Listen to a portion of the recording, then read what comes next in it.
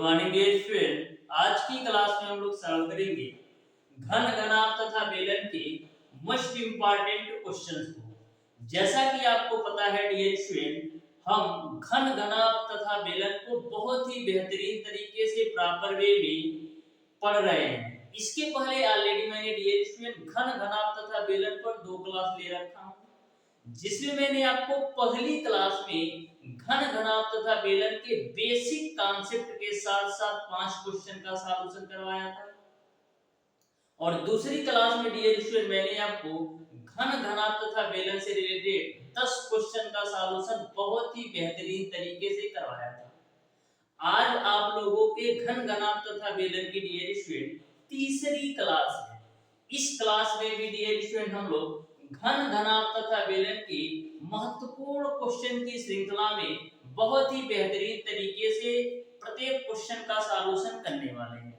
जैसा कि मैंने डियर स्टूडेंट आपको बताया था कि हमको चाहे 3 से 4 क्लासेस क्यों ना लेना पड़े, घन घनाभ तथा बेलन के जितने भी टाइप के क्वेश्चन आपके पॉलिटेक्निक अथवा आईईआरटी एंट्रेंस एग्जाम में पूछे गए हैं या पूछे जाने की संभावना है, टोटल टाइप के क्वेश्चन बहुत ही बेहतरीन कॉन्सेप्ट के साथ अच्छे वे में पढ़ने वाले हैं। तो डियर स्टूडेंट, बहुत ही बेहतरीन कॉन्सेप्ट के साथ सिंपल वे में मैं आपको घन घनाभ तथा बेलन की क्वेश्चन को सॉल्व कराने वाला हूं। एक बात हमेशा ध्यान में रखिएगा डियर स्टूडेंट, मैं आपको जितने भी चैप्टर पढ़ाऊंगा, चाहे आपका फिजिक्स का हो, चाहे केमिस्ट्री का हो या मैथमेटिक्स का हो, किसी भी सब्जेक्ट का जितने भी क्वेश्चन मैं करवाऊंगा डियर स्टूडेंट की जितने भी टाइप के आपके पॉलिटेक्निक अथवा आईईआरटी एंट्रेंस एग्जाम में क्वेश्चन पूछे गए हैं या क्वेश्चन बन सकते हैं, सारे क्वेश्चन का कॉम्बिनेशन लेकर आऊंगा, चाहे जितने भी क्लासेस हमको एक चैप्टर के लिए लेना पड़े। हमारी आपसे रिक्वेस्ट है डियर स्टूडेंट की जो भी स्टूडेंट अभी तक हमारे चैनल ओडी स्टडी पॉइंट को सब्सक्राइब नहीं किए हैं, सब्सक्राइब जरूर कर लेना डियर स्टूडेंट, और बेल आइकन को भी प्रेस कर लीजिएगा, जिससे हमारी अपकमिंग आने वाली वीडियो का नोटिफिकेशन आपको मिलता रहे। इस समय डियर स्टूडेंट मैं आपको डेली बेसिस पर एक क्लास प्रोवाइड करता हूं, जो कि सुबह के 10 बजे होती है। डेली सुबह के 10 बजे आपका मैथमेटिक्स की क्लास होती है। जब कुछ चैप्टर मैथमेटिक्स का कंप्लीट हो जाएगा, उसके बाद से हम फिजिक्स अथवा केमिस्ट्री कोई एक सब्जेक्ट पढ़ाऊंगा। तो डियर स्टूडेंट, बिल्कुल फ्री ऑफ कॉस्ट मैं आपको कंप्लीट तैयारी कराने वाला हूं, चाहे आप पॉलिटेक्निक एंट्रेंस एग्जाम की बात करो या आईईआरटी एंट्रेंस एग्जाम की बात करें। तो बहुत ही बेहतरीन तरीके से आप प्रत्येक क्वेश्चन के सॉल्यूशन को समझिएगा। हम स्टार्ट करते हैं डियर स्टूडेंट आज की क्लास को। तो क्वेश्चन नंबर 1 आपका इस प्रकार से है, एक बक्से की लंबाई 10 मीटर, चौड़ाई 6 मीटर तथा ऊंचाई 4 मीटर है। बक्से में 15 घन मीटर आयतन वाले कितने घन रखे जा सकते हैं, ये आपको बताना है। तो बहुत ही सिंपल सा क्वेश्चन है। क्वेश्चन में बोला है कि एक बक्से की लंबाई जो है 10 मीटर है, चौड़ाई 6 मीटर है और ऊंचाई आपका 4 मीटर है। 15 घन मीटर आयतन वाले कितने घन रखे जा सकते हैं, ये आपको बताना है। तो घनों की संख्या आप कैसे निकालोगे? घनों की संख्या निकालने के लिए डियर स्टूडेंट हम करेंगे क्या, बक्से के आयतन में एक घन के आयतन से भाग दे देंगे, तो हमको पता चल जाएगा कि कितने घन रखे जा सकते हैं। तो जो बक्से का आयतन होगा वो आपका लंबाई गुणे चौड़ाई गुणे ऊंचाई के बराबर होगा, बटे एक घन का जो आयतन दे रखा है वो आपको दे रखा है 15 घन मीटर, यानी छोटे वाले जो घन का आयतन है 15 घन मीटर। तो हम क्या करेंगे, बक्से के आयतन में एक घन के आयतन से भाग दे देते हैं। तो बक्से की लंबाई दे रखा है 10 मीटर, चौड़ाई इन्होंने दे रखा है डियर स्टूडेंट 6 मीटर, और ऊंचाई दे रखा है 4 मीटर डिवाइडेड बाय 15 कर दो। 5 3 15, अब 5 दूना 10, 3 से काटोगे तो 3 दूना 6, तो 2 दूना 4 चौक 16, यानी कि टोटल जो है 16 घन बनाए जा सकते हैं 15 घन मीटर आयतन वाले। यानी क्वेश्चन नंबर 1 का ऑप्शन नंबर सी सही हो जाएगा। तो देखो बहुत ही बेहतरीन सा क्वेश्चन था, आपको अच्छी तरीके से समझ में आया होगा। हम बढ़ते हैं डियर स्टूडेंट क्वेश्चन नंबर 2 की तरफ, ध्यान से देखिएगा। बिल्कुल सिंपल वे में आपको सारे क्वेश्चन के कॉन्सेप्ट बताऊंगा, जिससे आपको किसी भी प्रकार का डाउट और कंफ्यूजन ना आए। तो क्वेश्चन नंबर 2 आपका है, किसी बेलन का वक्रपृष्ठ 1000 वर्ग सेमी है, उसके आधार का व्यास 20 सेंटीमीटर है, तो बेलन का आयतन ज्ञात करो। तो देखो कितना सिंपल सा क्वेश्चन पूछा है। किसी बेलन का जो वक्रपृष्ठ है 1000 वर्ग सेमी है, तो बेलन का जो वक्रपृष्ठ होता है 2 पाई r इंटू एच होता है, जिसकी वैल्यू आपको 1000 दे रखा है, और बेलन का व्यास इन्होंने दे रखा है 20 सेंटीमीटर, तो बेलन का व्यास तो दे रखा है 20 सेंटीमीटर दे रखा है। यदि बेलन का व्यास 20 सेंटीमीटर होगा तो त्रिज्या कितनी हो जाएगी? 10 सेंटीमीटर, क्योंकि व्यास की आधी त्रिज्या होती है। तो यदि बेलन का व्यास 20 सेंटीमीटर है तो त्रिज्या आपका 10 सेंटीमीटर हो जाएगा। ठीक है, अब देखो बेलन का वक्रपृष्ठ दे रखा है 1000 सेमी, तो 2 गुणे पाई की वैल्यू आप रख दो 22/7, आर की वैल्यू आप रख दो 10, ऊंचाई को आप ऐसे ही रखो बराबर 1000 वर्ग सेमी। तो यहां से देखो आपका कुछ कटने वाला है, यहां से देख लेते हैं, ए आपका 0 से बाबू 0 कटेगा, ठीक है। फिर यहाँ पर हम 2 से काटेंगे तो 50 बार में कटेगा, फिर हम 2 से काटेंगे 11 और 2 25 में 50 हो जाएगा। तो यहाँ से h की जो वैल्यू आएगी वो आपको कितना मिल जाएगा? h की जो वैल्यू आएगी डियर स्टूडेंट वो आपको मिल जाएगा 25 गुणे 7/11। यहाँ तक आपको क्लियर है? h की जो वैल्यू आएगी 25 गुणे 7/11 है।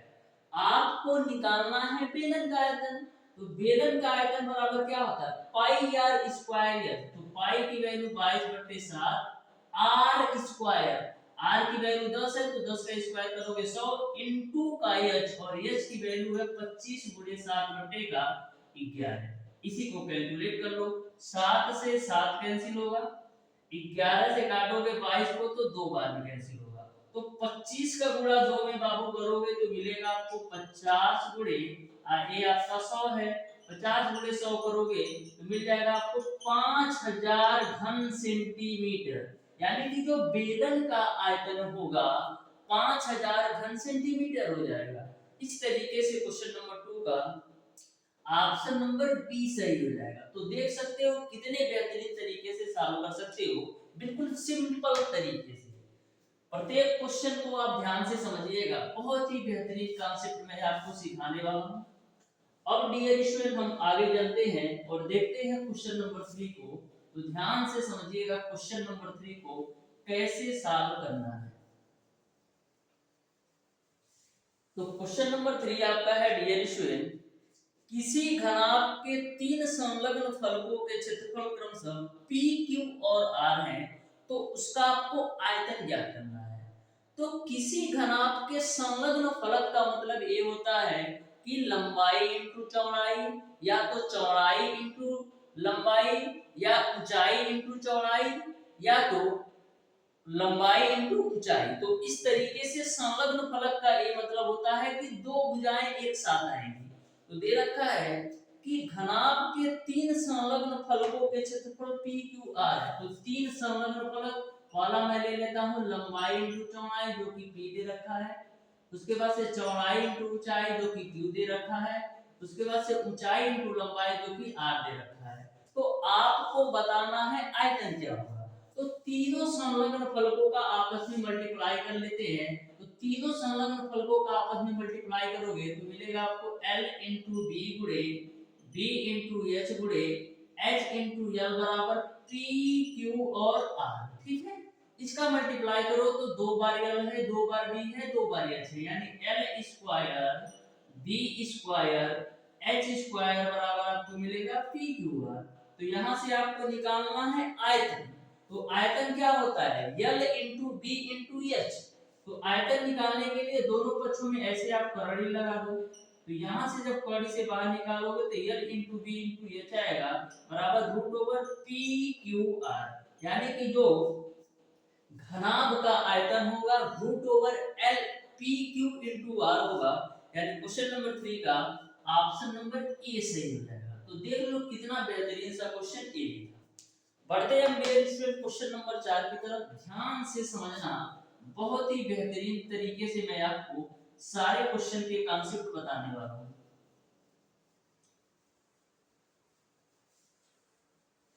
ध्यान से समझो डियर स्टूडेंट क्वेश्चन नंबर 4 को।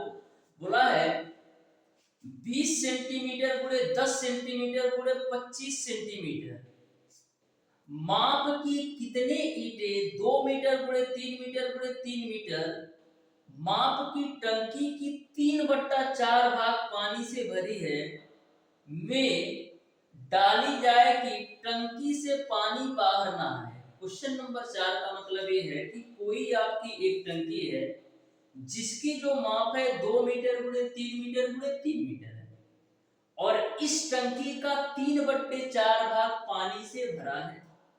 तो आपको यह बताना है कि इस टंकी में 20 सेंटीमीटर गुणे 10 सेंटीमीटर गुणे 7.5 सेंटीमीटर की कितनी ईंटें डालें कि टंकी पूरी तरह से भर जाए और पानी बाहर ना आए।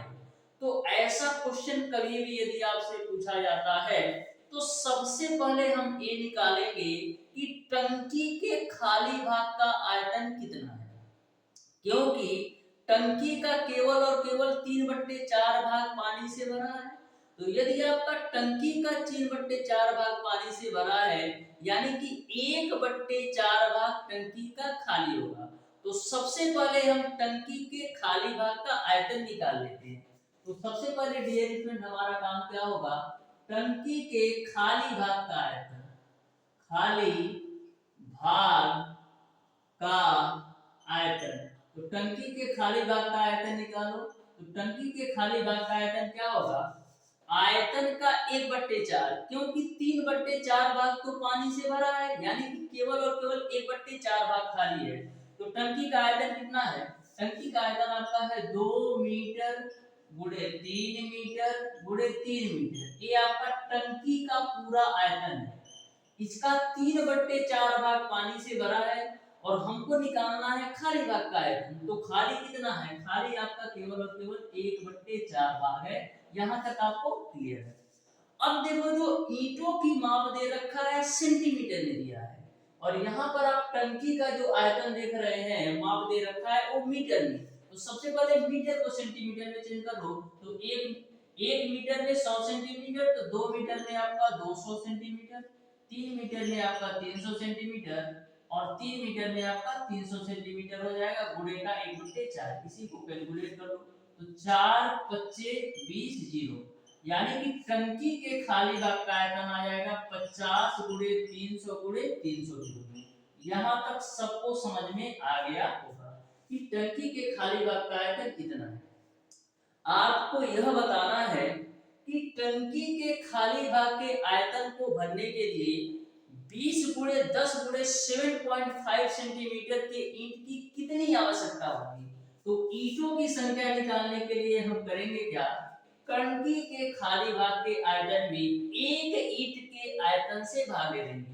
तो टंकी के खाली भाग का आयतन आपका है 50 गुणे 300 गुणे 300 और इसमें आप एक ईंट के आयतन से भाग दे दो। तो एक ईंट का आयतन आपको दे रखा है 20 सेंटीमीटर गुणे 10 सेंटीमीटर गुणे आपका 7.5 सेंटीमीटर। कैलकुलेट करो, एक जीरो से एक जीरो गया, दूसरा जीरो से दूसरा जीरो भी गया, फिर यहाँ पर 2 से काटेंगे 30 को तो 15 बार में गया, 7.5 से काटेंगे 15 बार में तो 2 बार में गया। तो कितना मिल जाएगा, 5 गुणे 2 10 गुणे 300। तो 10 गुणे 300 करोगे कितना मिलेगा, 3000। ठीक है, यानी कि टोटल हमको जो है 3000 ईंटों की आवश्यकता पड़ेगी। यदि हम इस खाली भाग वाले टंकी में 3000 ईंटें डाल दे तो टंकी जो है पूरी तरह से भर जाएगा और पानी भी बाहर नहीं आएगा। यानी कि क्वेश्चन नंबर 4 का डियर स्टूडेंट जो राइट आंसर होगा वो आपका ऑप्शन नंबर डी सही हो जाएगा। ऑप्शन नंबर डी सही हो जाएगा। टंकी के खाली भाग के आयतन में मैंने एक ईंट के आयतन से भाग दे दिया। ठीक है, बढ़ते हैं डियर स्टूडेंट क्वेश्चन नंबर 5 की तरफ। ध्यान से समझिएगा, बहुत ही बेहतरीन तरीके से सारे कॉन्सेप्ट मैं आपको बता रहा हूं जिससे आपको किसी भी प्रकार का डाउट और कंफ्यूजन ना रहे।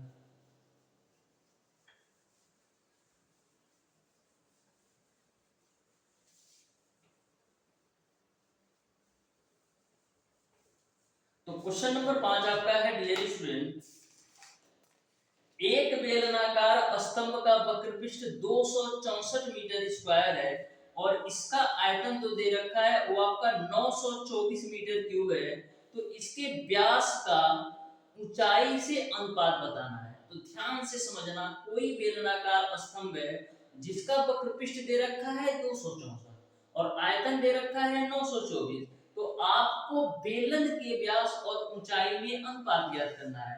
तो सबसे पहले बेलन का वक्रपृष्ठ दे रखा है 264 मीटर स्क्वायर। बेलन का वक्रपृष्ठ होता है 2 पाई r into l, जिसकी वैल्यू दे रखा है 264। अब बेलन का आयतन दे रखा है 924, तो बेलन का आयतन होता है पाई r स्क्वायर h, जिसकी वैल्यू दे रखा है 924। अब हम करते क्या है, बेलन के वक्रपृष्ठ में बेलन के आयतन से भाग दे दो, ठीक है। तो यहाँ से देखो पाई से पाई कैंसिल, h से h कैंसिल, एक r से ar कैंसिल, तो मिलेगा आपका क्या 2 बट्टे का r। यहाँ पर भी कैंसिल कर लो, तो 11 गुना 22, 11 चौक 44, 11 बटे 88, 11 चौक 44, 12 सत्ते 84 होता है और 12 गुना 24, यानी आपको मिल जाएगा 2 बट्टे 7। 2 से 2 कैंसिल कर दो तो r की वैल्यू आपको मिल जाएगी 7 सेंटीमीटर। यहाँ तक किसी को कोई दिक्कत नहीं होगा, ठीक है। 7 मीटर, मीटर में है ना, तो यहाँ से बेलन की जो त्रिज्या है वो आपको मिल जाएगी 7 मीटर। तो यदि आपका बेलन की त्रिज्या 7 मीटर होगी तो बेलन का व्यास कितना होगा, 14 मीटर होगा, क्योंकि त्रिज्या का दोगुना आपका व्यास होता है, ठीक है। आपको ऊंचाई ज्ञात करना है, तो बेलन का वक्रपृष्ठ कितना दे रखा है 264, तो 2 पाई की वैल्यू रख दो 22/7, r की वैल्यू आपने निकाला है 7 इंटू का h बराबर आपका 264, ठीक है। 7 से 7 कैंसिल, फिर आप 2 से काट दो तो 2 एक कम 2, 2 3 6, 2 दूना 4, 22 से काटोगे 132 को तो 6 बार में कटेगा, यानी h की जो वैल्यू आएगी वो आपको मिल जाएगा 6 मीटर, ठीक है। h की वैल्यू आपने निकाल लिया 6 मीटर। अब आपको निकालना क्या है, आपको निकालना है व्यास और ऊंचाई में अनुपात। तो बेलन का व्यास आपने निकाला है 14 और ऊंचाई आपने निकाला है 6, इसको और कैलकुलेट कर लो, 2 सत्ते 14, 2 3 6, यानी कि 7:3 आपका हो जाएगा बेलन के व्यास और ऊंचाई में अनुपात। इस तरीके से क्वेश्चन नंबर 5 का ऑप्शन नंबर सी सही हो जाएगा। बढ़ते हैं डियर स्टूडेंट क्वेश्चन नंबर 6 की तरफ। क्वेश्चन नंबर 6 आपका इस प्रकार से है, ध्यान से देखिएगा क्वेश्चन नंबर 6 को, बहुत ही बेहतरीन क्वेश्चन है। क्वेश्चन नंबर 6 में बोला गया है कि एक आयताकार कागज का टुकड़ा 44 गुणे 10 सेंटीमीटर का है। इस कागज को मोड़कर बेलन बनाया गया है, इसकी ऊंचाई आपका 10 सेंटीमीटर है, तो आपको कागज का आयतन बताना है। तो सबसे पहले क्वेश्चन को ध्यान से समझिएगा, मैंने एक कागज का टुकड़ा ले लिया जिसकी जो माप है वो आपका 44 गुणे 10 सेंटीमीटर है, यानी कि लंबाई जो कागज की है बाबू वो आपका है 44 सेंटीमीटर और जो उसकी चौड़ाई है कागज की वो आपका है 10 सेंटीमीटर।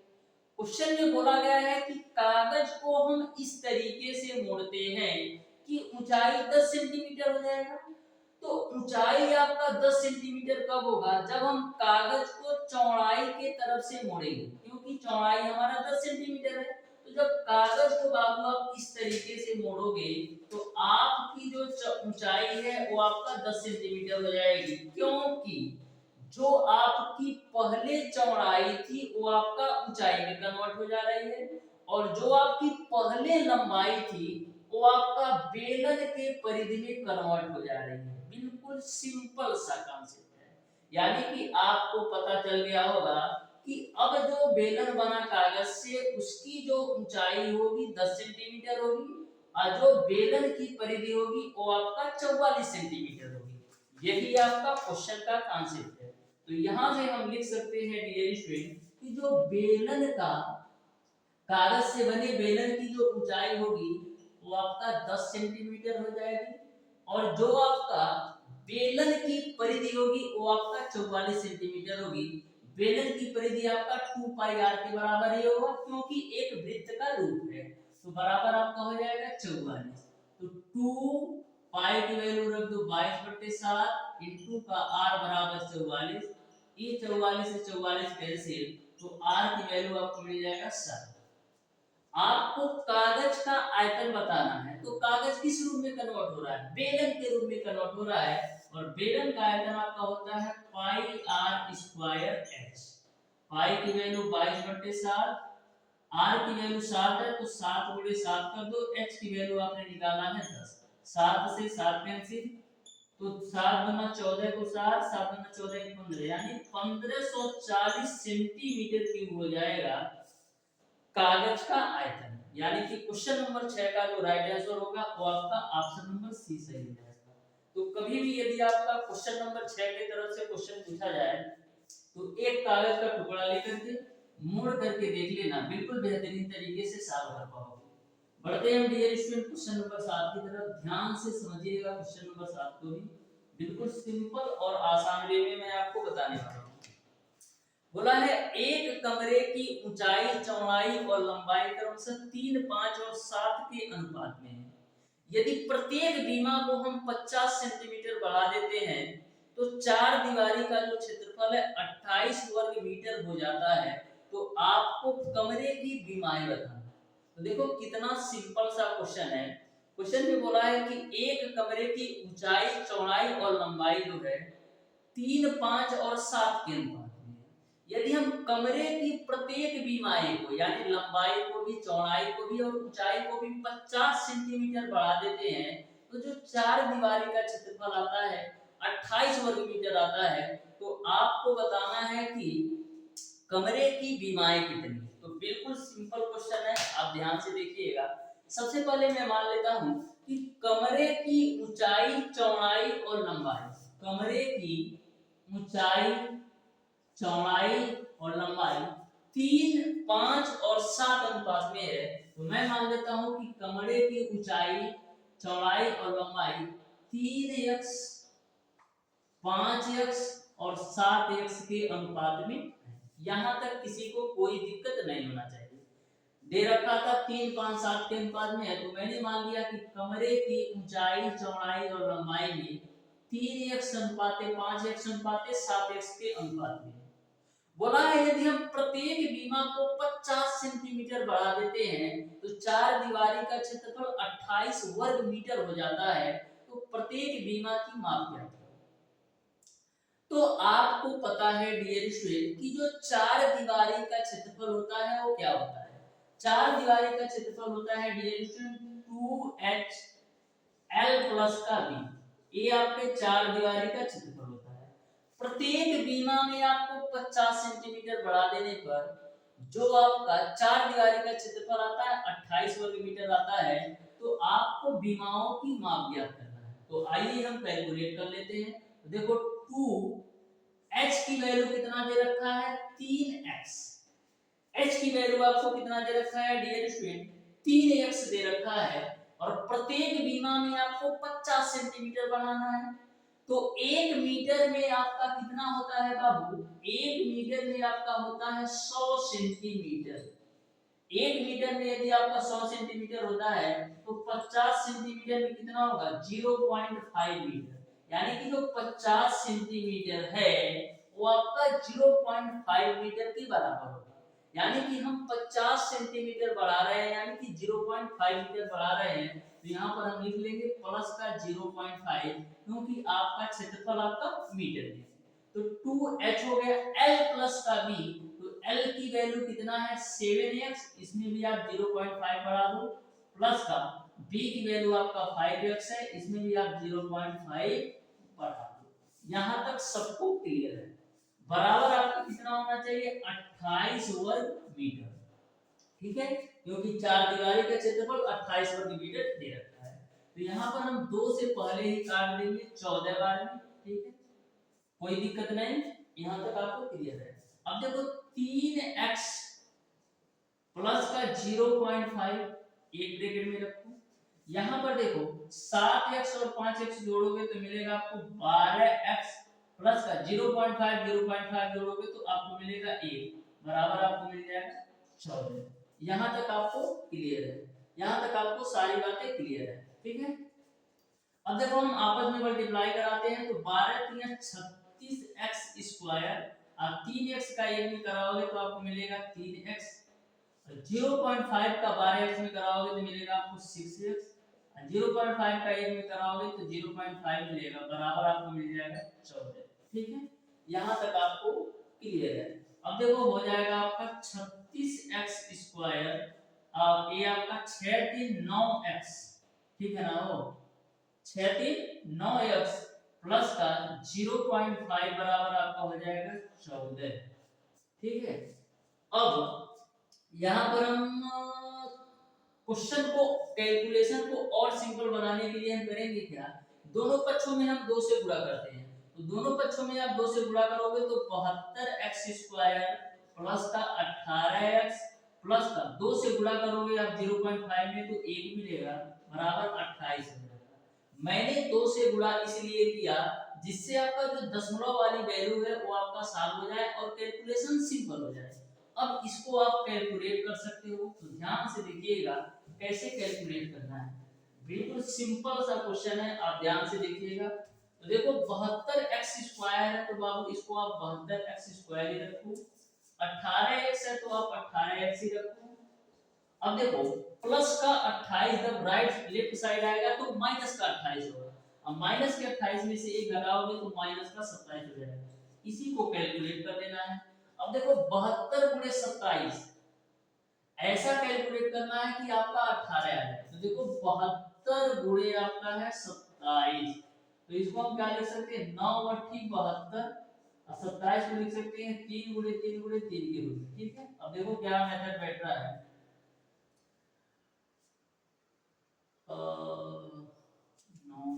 इसको देखो 8 को हम 4 × 2 के रूप में भी लिख सकते हैं, मैंने 4 × 2 के रूप में लिख दिया। ठीक है, अब देखो 9 चौका आपका 36 होता है, और 3 3 का 9 3 27 गुना 54 होता है, यानी कि हम 54 में से यदि हम 36 घटाएं तो हमारा 18 भी आ जाएगा, और 54 × 36 करोगे तो 72 × 27 के बराबर भी आ जाएगा, यानी कि हमारा मामला सेट हो गया है।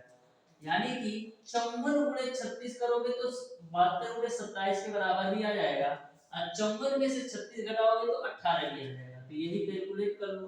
तो 72x स्क्वायर प्लस का 54x माइनस का 36x माइनस का 27 बराबर 0। ठीक है, अब इसी को आप कैलकुलेट करिएगा और देखिएगा आपका x की वैल्यू कितनी आएगी। यहां से हम कैलकुलेट कर लेते हैं, तो यदि हम 18x कॉमन ले लेते हैं डियर स्टूडेंट, तो आपको मिल जाएगा 4x प्लस का 3, यहां से आप माइनस का कितना कॉमन लोगे, यहां से हम ले लेते हैं 9x कॉमन, 9 कॉमन ले लेते हैं तो मिलेगा आपको 4x प्लस का 3। ठीक है, 4x प्लस का 3, तो एक ब्रैकेट में आपका आ जाएगा 18x माइनस का 9, और एक ब्रैकेट में आपका आ जाएगा 4x प्लस का 3। तो यहां से आप x की वैल्यू निकालोगे डियर स्टूडेंट, तो आपको जो x की वैल्यू निकल जाएगी वो आपको मिल जाएगी 1/2। यहां से आप x की वैल्यू निकालोगे तो 1/2 आएगी, और यहां से जब x की वैल्यू निकालोगे तो माइनस में आएगी, जो कि आपको लेना नहीं है, और यहां से आपकी x की वैल्यू 1/2 आ जाएगी। अब सारी वैल्यू आप निकाल सकते हो। x की वैल्यू आपका 1/2 मीटर है, तो 3x की वैल्यू आपका किसके बराबर होगा 1.5 मीटर के, 5x की वैल्यू आपका 2.5 मीटर के, और 7x की वैल्यू 3.5 मीटर के बराबर हो जाएगी। तो इस तरीके से जो आपकी बीमाएं होंगी, जो कमरे की बीमाएं होंगी 1.5 मीटर, 2.5 मीटर और 3.5 मीटर आ जाएंगी, यानी क्वेश्चन नंबर 7 का dear student option number C सही हो जाएगा। तो बहुत ही बेहतरीन तरीके से मैंने डियर स्टूडेंट आपको इस क्वेश्चन को सॉल्व करने का तरीका बताया है। पढ़ते हैं डियर स्टूडेंट क्वेश्चन नंबर 8 की तरफ, ध्यान से समझिएगा, बहुत ही बेहतरीन कॉन्सेप्ट मैं आपको बताने वाला हूँ, बिल्कुल सिंपल और आसान वे में, आप ध्यान से समझते जाइए, बहुत ही सिंपल और आसान तरीके से सारे क्वेश्चन मैं आपको बताऊंगा। तो ध्यान से समझना डियर स्टूडेंट क्वेश्चन नंबर 8 को। तो क्वेश्चन नंबर 8 आपके सामने है, इस क्वेश्चन को पढ़िए और देखिए डियर स्टूडेंट इस क्वेश्चन का कौन सा ऑप्शन सही होगा।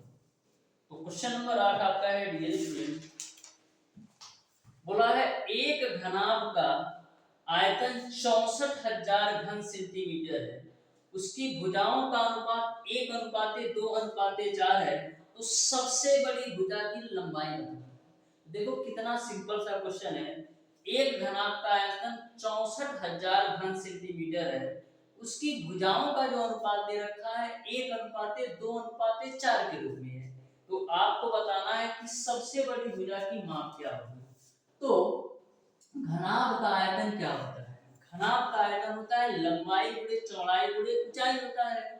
तो यहाँ पर जो अनुपात दे रखा है 1:2:4 दे रखा है, तो मैं मान लेता हूँ कि घनाभ की लंबाई चौड़ाई और ऊंचाई में जो अनुपात है x अनुपाते 2x अनुपाते 4x है, क्योंकि 1:2:4 दिया था, तो मैंने मान लिया कि घनाभ की जो लंबाई चौड़ाई और ऊंचाई में अनुपात है x अनुपाते 2x अनुपाते 4x के अनुपात में है।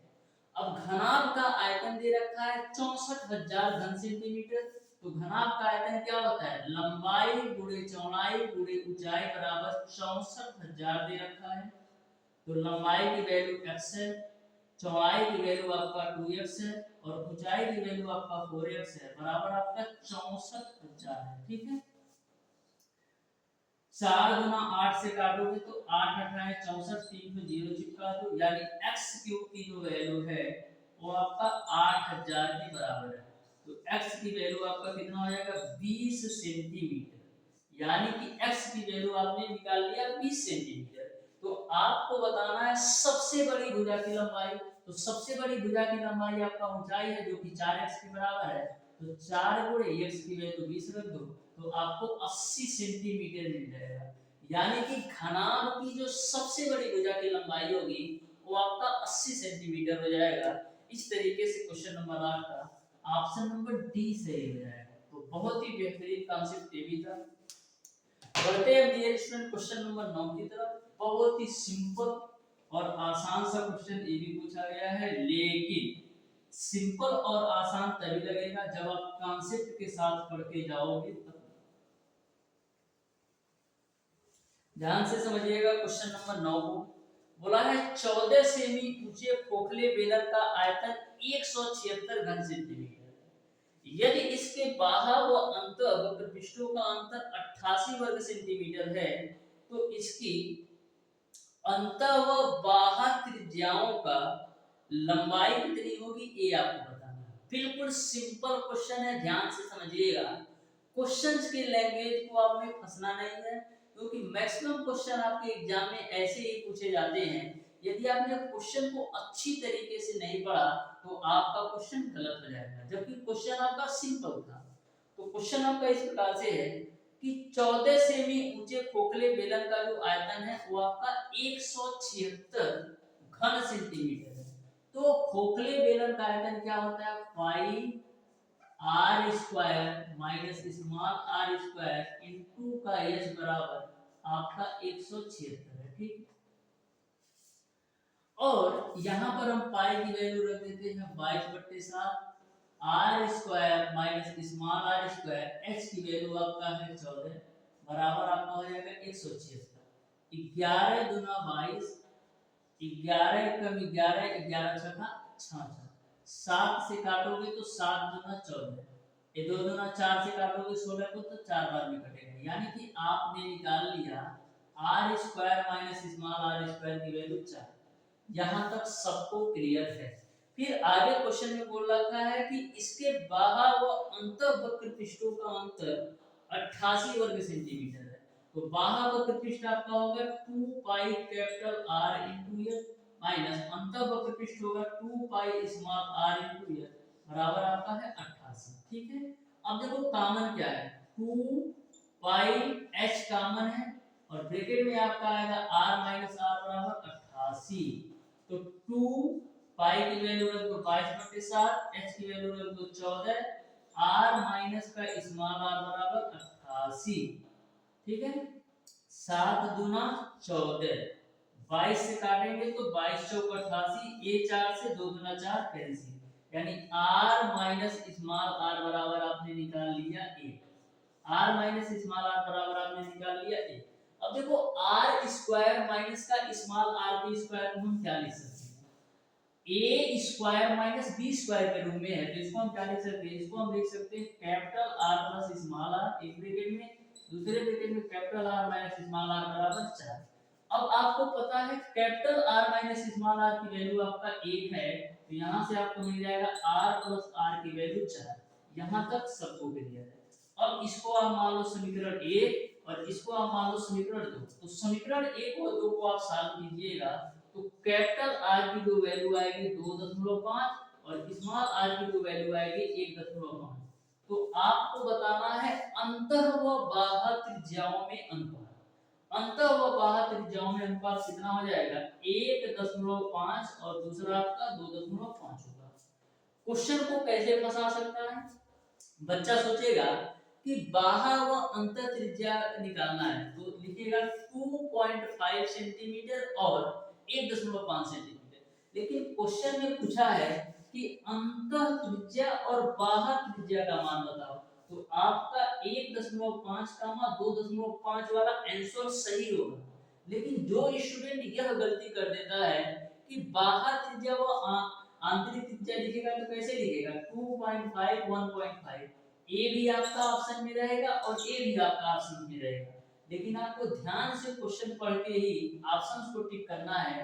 पूछा है अंतः व बाह्य त्रिज्याओं का मान बताओ, तो जब अंतः व बाह्य त्रिज्याओं का अनुपात बोलेगा तो 1.5 और 2.5 वाला सही होगा, और जब बाह्य व अंतर त्रिज्याओं वाला वैल्यू पूछेगा तो 2.5 और 1.5 होगा। इस बात को आप नोट डाउन कर लेना, बहुत स्टूडेंट गलती करते हैं। बढ़ते हैं डियर स्टूडेंट आज की क्लास के लास्ट क्वेश्चन पर, जो कि आपका है क्वेश्चन नंबर 10 को बिल्कुल सिंपल और आसान वे में इस क्वेश्चन को भी मैं आपको बताने वाला हूं। ध्यान से समझिएगा डियर स्टूडेंट, क्वेश्चन नंबर 10।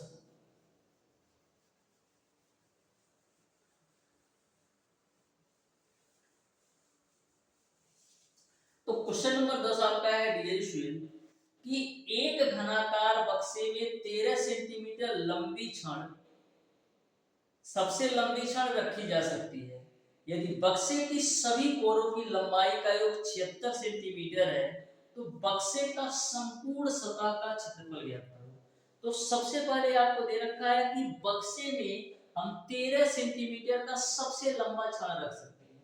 तो मैंने आपको बताया था कि किसी बक्से में या किसी भी कमरे में जो सबसे लंबी छड़ रखी जा सकती है वो आपका कमरे के या कह सकते हो घनाभ के बिकौड़ के बराबर होती है।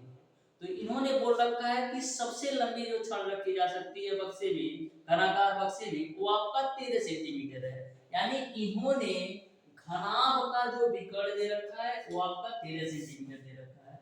तो घनाभ का बिकौड़ क्या होता है √L square plus b square plus h square, जिसकी वैल्यू आपका है 3 है।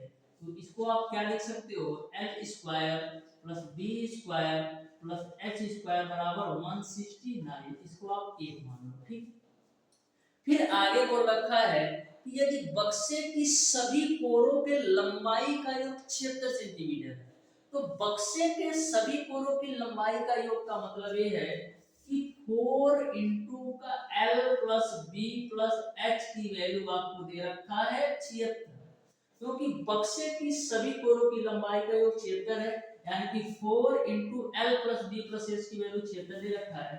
19 चौक को आपका होता है 76, यानी l plus b plus h की जो वैल्यू है वो आपको 19 दे रखा है। इसको आप मान लो समीकरण नंबर 2। आपको संपूर्ण सतह का क्षेत्रफल ज्ञात करना है। तो ऐसा क्वेश्चन ऑलरेडी मैंने सॉल्व करवा रखा है।